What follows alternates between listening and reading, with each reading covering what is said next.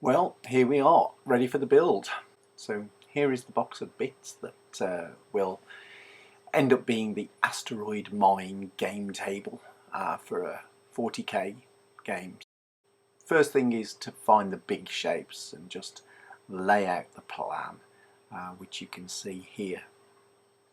Once you've found the big shapes, which these polystyrene packaging blocks are absolutely ideal for, so then it's time to find the smaller shapes from found objects. You can also see that I use an EVA foam to create a lot of additional structure, particularly in the ground, the rocks.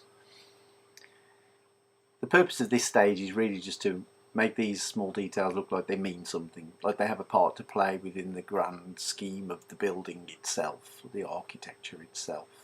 So you can just have fun here. It's just ideation, playing with interesting connections and correlations between these randomly found objects. So here you can see the full table.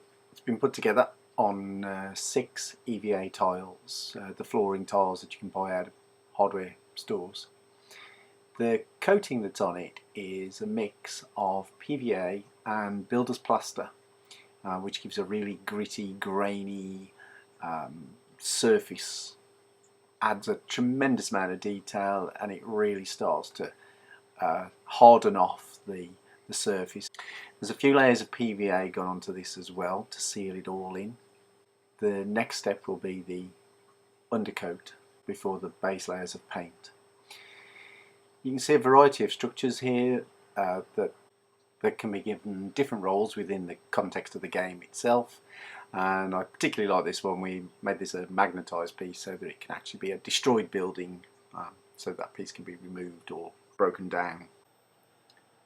The paint job here is pretty straightforward. The ground was black masonry paint, provides the most of the colour, followed by browns and ochre colours, lightly sprayed again with browns and greens, and then given some dark, dirty colour washes with acrylic paint.